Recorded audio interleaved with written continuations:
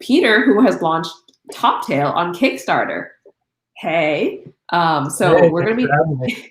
be, yeah, awesome. Well, we're going to be talking about Top Tail and his journey to this Kickstarter launch and relaunch. And, if you have any questions while we go through this conversation, feel free to drop it in the chat box. It'll appear on our end, and we'll be able to answer any questions that anyone might have. So, just to get started, I'd love it if, Peter, you could tell us more about yourself, your background, and also more about Top Tail too. Absolutely. So, I'm 35 years old. I grew up in Northern California in the mountains. So if you know where Lake Tahoe is, just keep going north. And let's see, out of high school, I went into the Marine Corps, served 5 years, did 2 tours in Iraq. And then once I got out of the Marine Corps, I started going to college and got my degree in computer engineering. And then after that, I started at HP Inc. And I've been working there for almost 8 years now. So let's see, with HP, I mostly work on high-end computers, so desktop workstations, which are kind of a PC with server class hardware. So I design those, and I do a bunch of inventing at HP. Oh. And that kind of spilled over into my personal life here with Top Tail. Yeah, that's really cool. That was going to be my question, actually. Like, how did you get from where you were at HP, doing this computer engineering stuff to create a card game? Yeah, so actually, I maybe take a little bit of a step back. So in college, I was part of a group, a team of 4 guys that developed it was an audio inventory device for the visually impaired. Wow. And so essentially you tag things with little RFID tags, and you scan a tag and record audio recording. And so you can, it's meant for wardrobe inventory. So like if you have a shirt that says Top Tail, somebody that's completely blind can't tell what's on the shirt. They just feel the shirt and it's a cotton shirt, right? And so the idea was you could go through your entire closet or drawers looking for a particular article of clothing by scanning through the tags, identifying what you want first. That's incredible. So, yeah, my mom is blind, and so she actually kind of came up with the issue. She's constantly having to ask my dad what shirt she's put on or whatever. So yeah, the inventing really started then. And so that was my senior project out of school. We tried to start up for a couple of years, but we all kind of just went our separate ways. So the startup dissolved, and then I just got the knack for inventing at HP, and eventually the concept for Top Tail came along, and I just ran with it. Got it. So yeah, tell us more about Top Tail. What is this card game you speak of? Sure. So Top Tail started out as a game I called Top That. And it was essentially a game with a bunch of topics, and for each topic, everybody would give a response, and you're supposed to top everybody's response. And so at the end of the round, everybody votes on the top response, and the winner gets the card. So it started out called Top That, and that was kind of the game mechanics. I ran into a little bit of a trademark infringement with Top That Toast.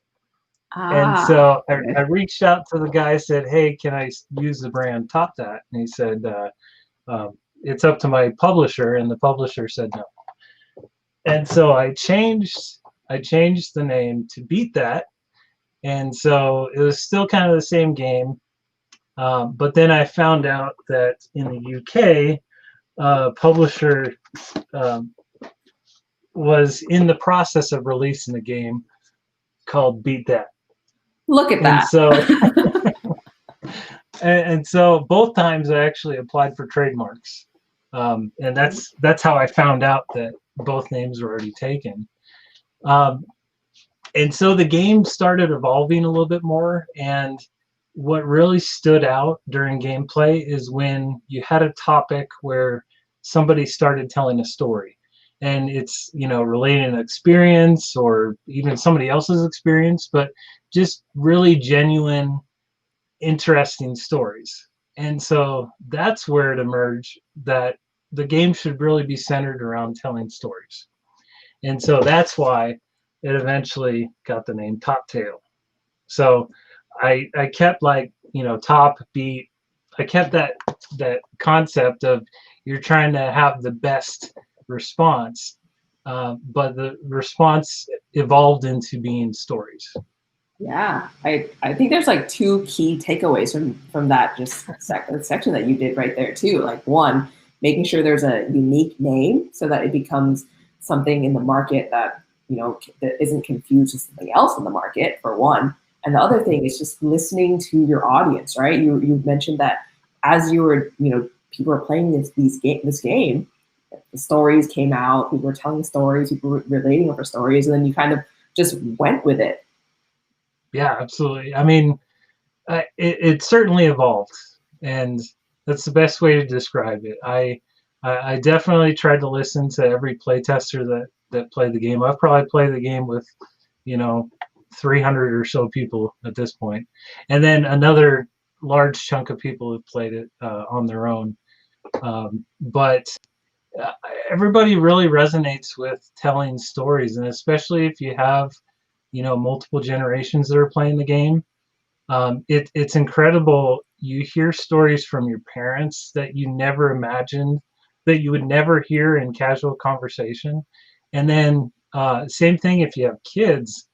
When playing with younger kids, yeah, I've played with kids as young as 4, and the kids really enjoy hearing the stories from the adults, and they'll actually sit patiently and listen because it's a story about an experience that their parent had or about some, you know, some adult had.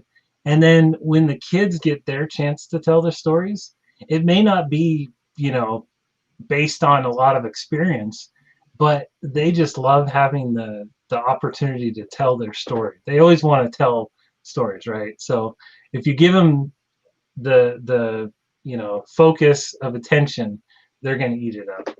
Yeah, absolutely. And you mentioned again, we're talking about storytelling here. And when I'm Yeah. thinking about marketing and like putting things online, storytelling isn't the easiest thing to like kind of explain in a way, because you can say the word storytelling when people don't really get immersed in it. So like tell us more about kind of what marketing you did to lead up to the campaign and what kind of learnings you had, because I think that it'd be really helpful for people to hear more about that. Yeah, absolutely. So, marketing, I've tried just about anything and everything. um, what I've found is that people actually playing the game is absolutely the best marketing I can get, right? If they can actually try it out, then they immediately get it and they immediately like it. Um, Second to that is just developing personal connections with people. So if what I've found is Kickstarter in particular is all about trust. If your audience has a reason to trust you and they like what you're selling or they like the concept of what you're selling even, then they'll go in for it. If you can't gain that trust, then they're not going to back you. They're not going to give you a second look. And so the most success that I've had, you know, I've done giveaways, I've done ads across several different, you know, websites, types of websites, newsletters. I've forms of marketing. I've paid for reviews. I've done unpaid reviews. Um, the most success that I've had is that personal interaction with people. Um, and maybe that's just because as a game about storytelling, I don't have any, you know, sexy imagery. I don't have minis. I don't have really complex mechanics that get people interested. And so you really have to, I guess, dumb it down to human needs, right? Humans want to connect and be social. and not everybody, right? This is considered a party game, and not everybody's into party games too. So Yeah, I think that also speaks to kind of the larger kind of nature of games too, right? Like, why do we play mhm. games? We play games to pass away the time. We play games to um, play. Why do humans play? To interact with one another, to have conversations, to enjoy time with each other. So I think it really is. It resonated with me when you said it all comes down to that trust factor, right? Mhm. That trust and that play factor. And I think that's probably what you were trying to get at too, by saying that all these paid stuff, all this other stuff, it was just kind of noise at the end of the day, because it's that trust and that one-on-one connection that you could have with your potential backer going into a Kickstarter campaign that really makes a difference. Yeah, yeah, and so kind of circling back, I mean, it's hard not to reach a wide audience without paying for advertisements and such. So I'm really going to have to evolve my ad strategy. My Kickstarter video, it all started out with cavemen or early man surrounding a campfire telling stories. And so it starts out with this, imagery of people in nothing but furs and leather around a campfire. And that's supposed to, get the audience interested. But I'm telling a story in that commercial where, humans started and civilization began based on telling stories, right? It's telling about spiritual events. It's telling about, how to survive, different places where you can go in the world. It started out sharing all these stories, and we've kind of evolved into a society that's gotten away from that. And so I tried to make the commercial a little bit more about, this is getting back to the roots of what started civilization, is telling stories. Got it. That's a really cool idea for a video there. And you talked about how you conceptualize the video. Mhm. How did you actually make the video? Because I think that you took it into your own hands, right? A lot of Yeah. people want to take into their own hands too. So I'd love if you could kind of talk through the process and kind of how you weighed, outsourcing it versus doing it yourself, and how you just went about doing it. So with the video, I'm very, very, very fortunate. So my brother-in-law is a cinematographer, and he does stuff for National Geographic and Nikon and Volkswagen and all these big companies, right? And so he offered to do the video for free.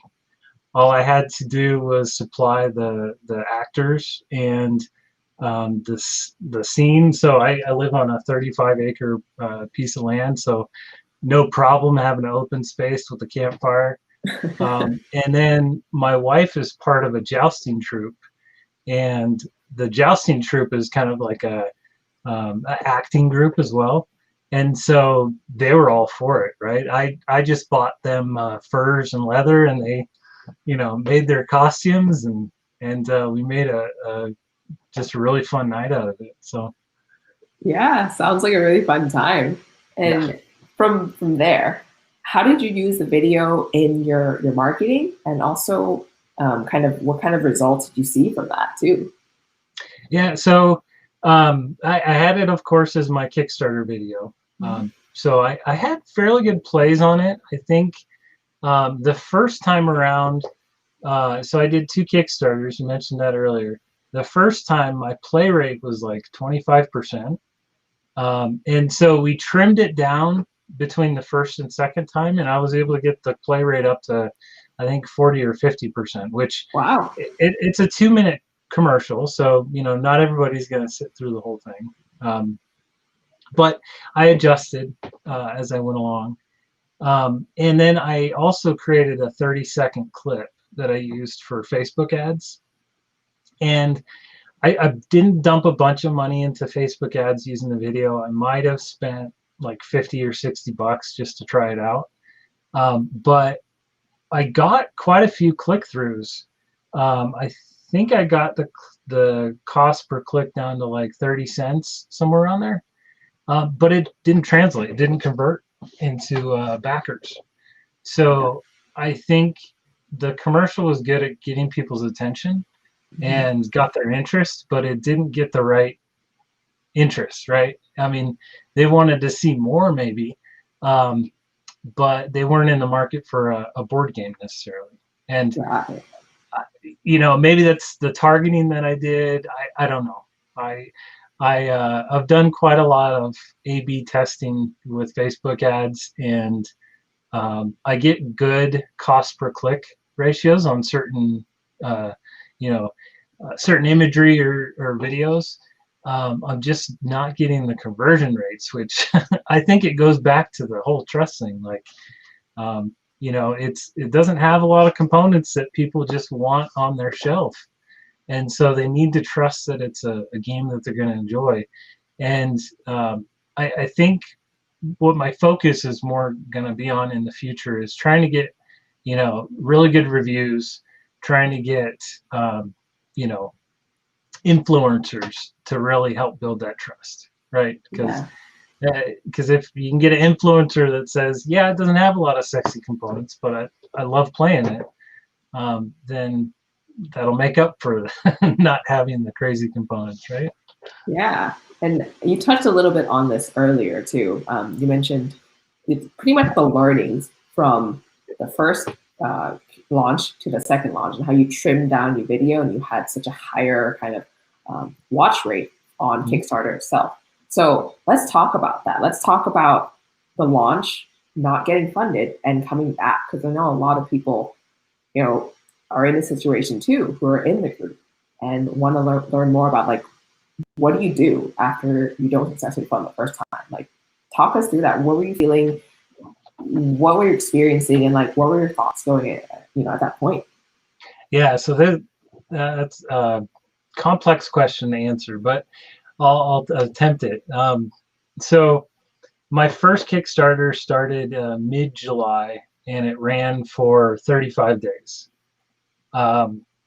I set a goal of $8,000, and I think by the end of it, I hit about $5,000. And so I realized I set my goal too high. After the campaign, I took a look at kind of where I'm at in the year, and I could either wait until early 2021, or I could try to get it in before the holiday season. And so I figured, what the heck? I'll go for before the holiday season. And that didn't give me a lot of time to make adjustments. So I trimmed the video a little bit. I polished up a lot of the content that was in the campaign story.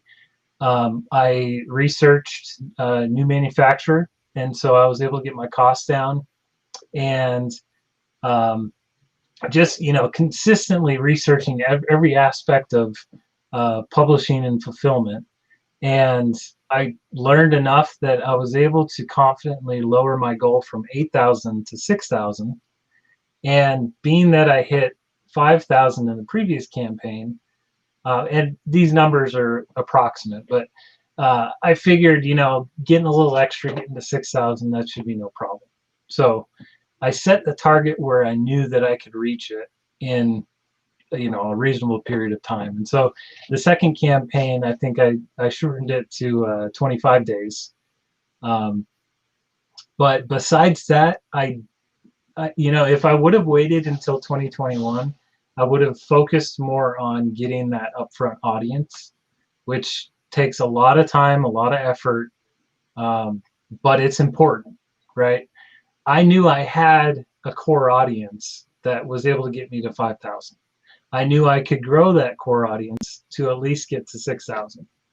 And so that's what I did. I ended up pulling in a little over 6,500 was my total funding. And then I've got it on BackerKit now to try to get a little bit more pre-orders. But at the same time, I'm not expecting to get a ton of money up front before I build that trust, before I get it out in the community and have people start playing it. Yeah, so that was a great kind of overview. You mentioned in a tweaked from. How did you decide where to make changes? Because a lot of people just sure where they could optimize even.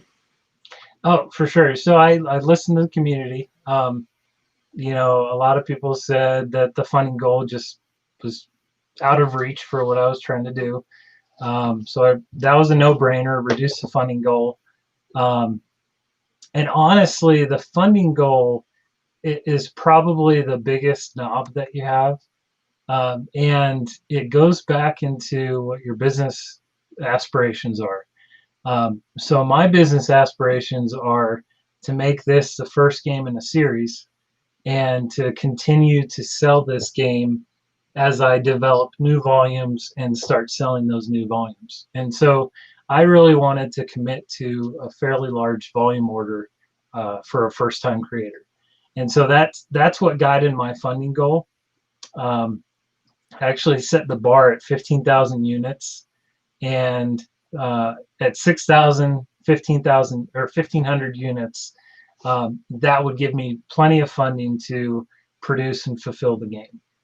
I ended up going with 2,000 units, and those will be produced this late winter, spring time frame. But the key there is I'm growing a business. I'm not just getting enough games to fulfill backers.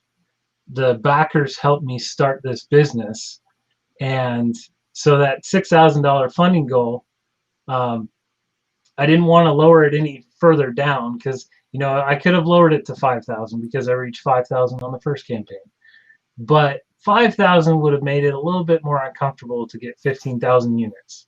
So it's a big picture kind of thing with the funding goal. Yeah, let's talk about kind of that big picture too, right? A lot of people kind of approach Kickstarter as kind of like the end all be all, right? Like, hey, I've launched my game, I get funded, I'm good, right? Right? But like now you're talking about the business side of things. It's like there's a whole world beyond Kickstarter. How do you conceptualize your game in this post Kickstarter world?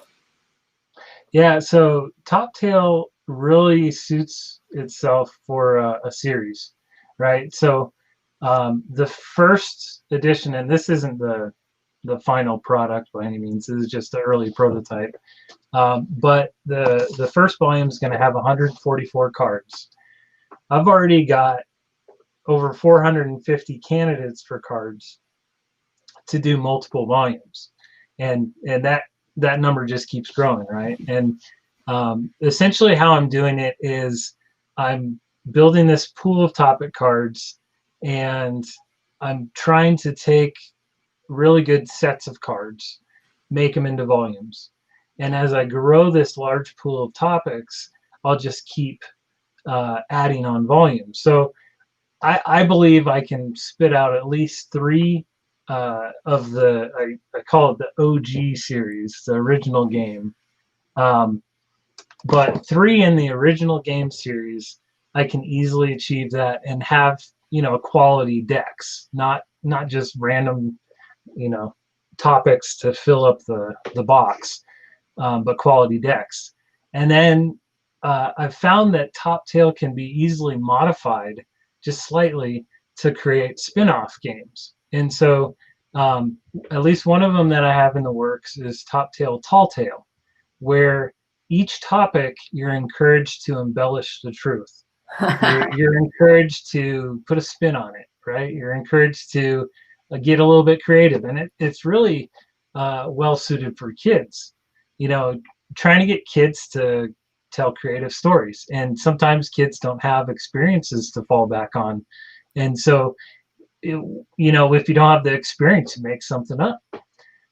So Top Tail Tall Tale will be a spin-off, and I haven't decided whether I want to do multiple volumes or just try to really nail down one solid volume. But then I'm planning a Not Safe for Work edition, other kind of themed editions of Top Tail where it all is based on the same mechanics, where you tell stories relating to topics and you vote for the favorite topic. Everybody votes. And so no matter which volume you mix in, you're playing the same game. You're still playing Top Tail. And so my business strategy is based on a series. Mm-hmm.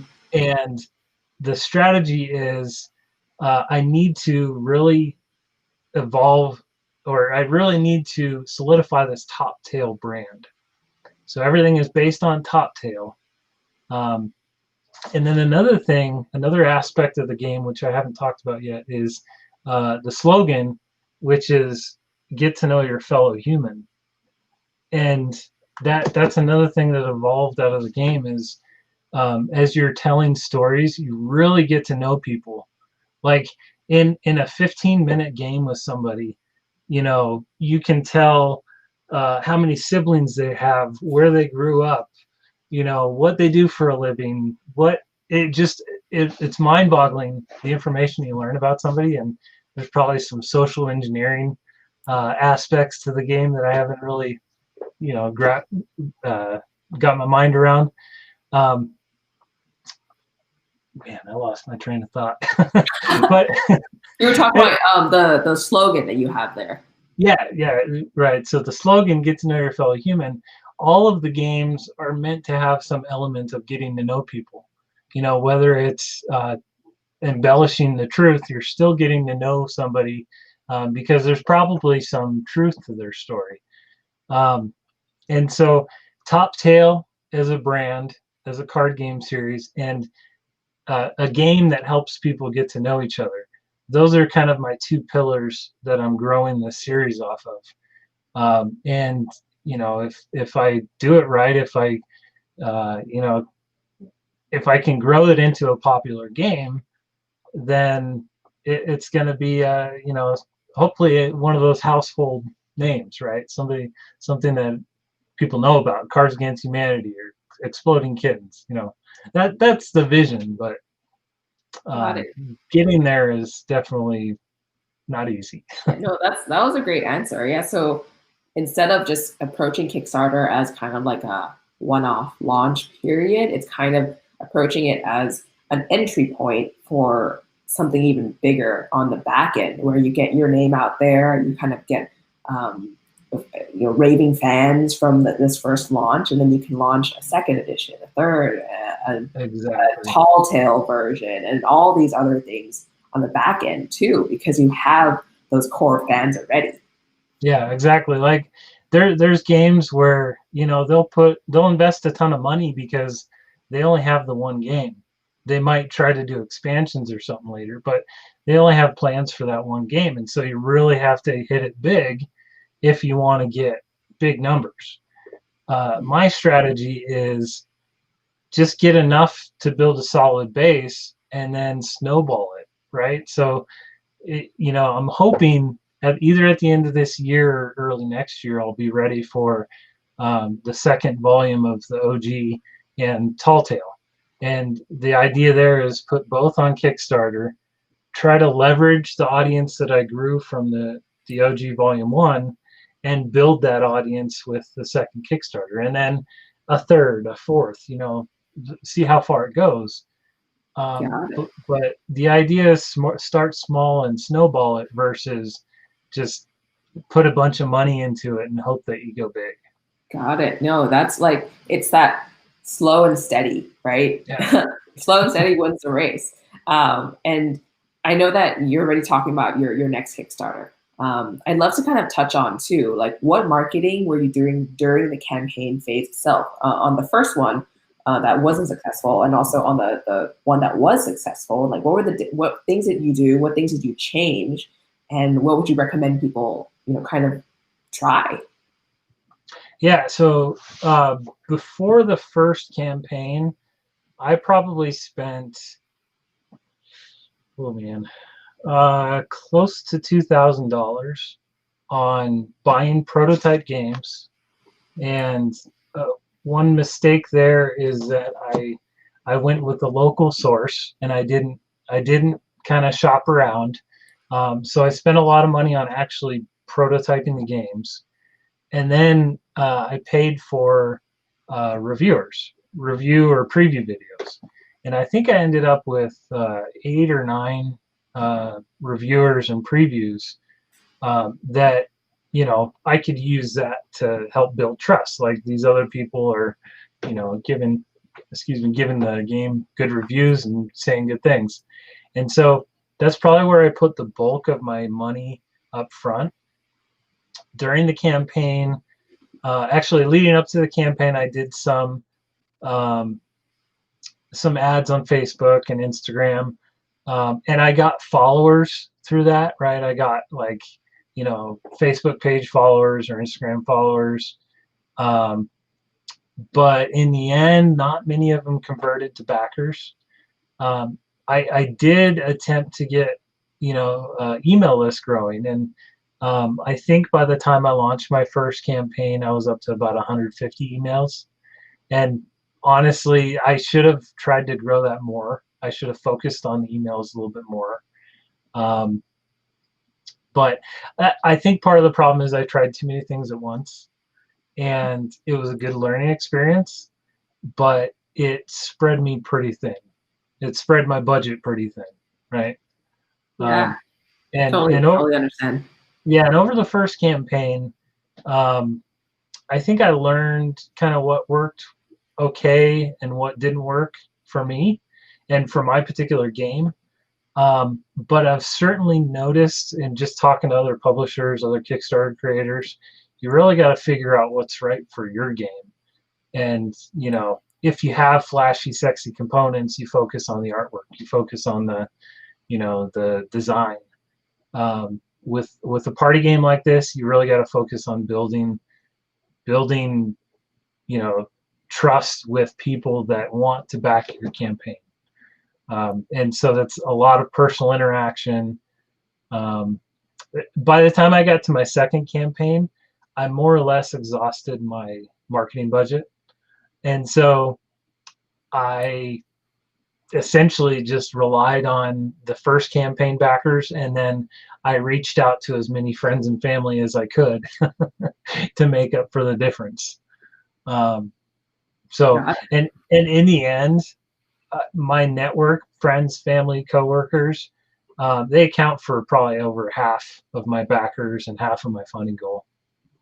Got it. So, Yeah, no, this is really great, like insight on what you were doing in the background, right? Like, mhm. don't spread yourself too thin. Like we all fall into that trap all the time. It's like, okay, I could do A, I could do B, I can do C, D, E, F, G. I could do them all, Right. but where does that get you? Right? So no, I'm Yeah, glad you brought that up because like you said, focus on, look at what works for your particular campaign, focus on what works that will take you forward towards your goal, and you won't be spread too thin.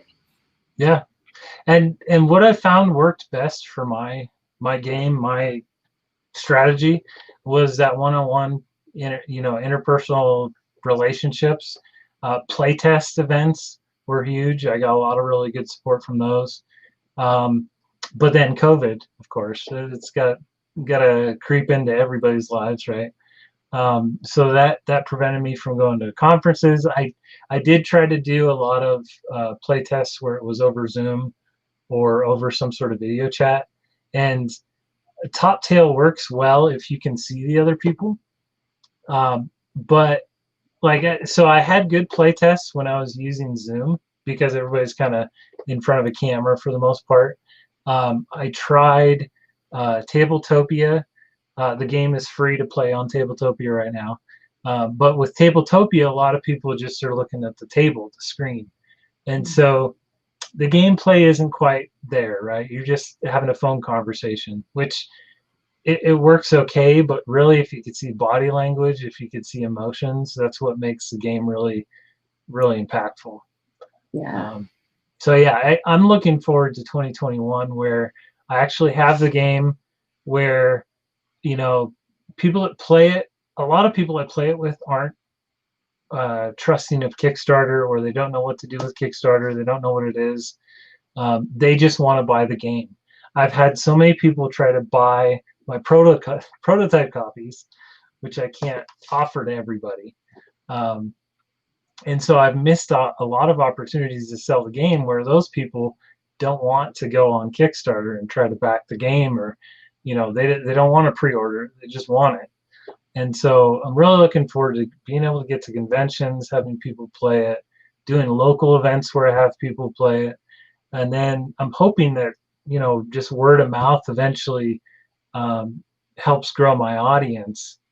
And Yeah, well, we'll see on the next round. I'm definitely up for trying more marketing strategies, but I think my focus is mostly going to be on, trying to do marketing uh, efforts that really help build that trust and get that personal interaction going. Yeah, no, that was a great wrap up of the whole conversation and kind of where you hope to go. Before we end this call, though, two questions for you. One, someone asked, who is manufacturing your game? So, Sure. Yeah. So I'm going with Meja. Um, so I'm part of the Indie Game Alliance, and Indie Game Alliance has relationships with several suppliers, and I got kind of encouraged to check out Meja, and I've been really happy with them. They're not the big or they're not the big design house that like Panda Games or other big houses have, and so you have to do more work up front with the artwork. So I've learned that, but they have unbeatable prices on their uh, on their games. So being that I'm trying to build this as a business, I need to make sure it's profitable and that it's not a one-hit wonder. So got it. Meja. Great. And the second thing is, where can, I know you mentioned this before, but where can people go to get copies of Top Tail right now? Yeah, so right now it's available for pre-order through BackerKit. So if you back the campaign, you get access to kind of special pricing. If you haven't backed the campaign, you get a copy for $20, and that comes with free shipping. And then you can buy additional copies if you want. But pre-order right now is on BackerKit. Eventually, once I have all the games, I'm planning to sell through Amazon. So backers will get the games first, and soon after, it'll be available on Amazon. And I'm targeting the $20 price tag, and it'll be available through Prime. So you get the same deal whether you pre-order now or buy it on Amazon. That's a secret I'll divulge here, but but yeah, if you can't wait, BackerKit's the way to go. All right. Well, thank you so much for coming on with us and sharing your journey, Peter. I know it's an exciting one because not a lot of people have gone through this, launch and relaunch journey that you have. So thank you for coming to share this with us. Yeah, absolutely. Thanks for the opportunity. It's a roller coaster for sure. All right. Well, thanks and have a good night. Yeah, thank you. Bye, Bye. everybody.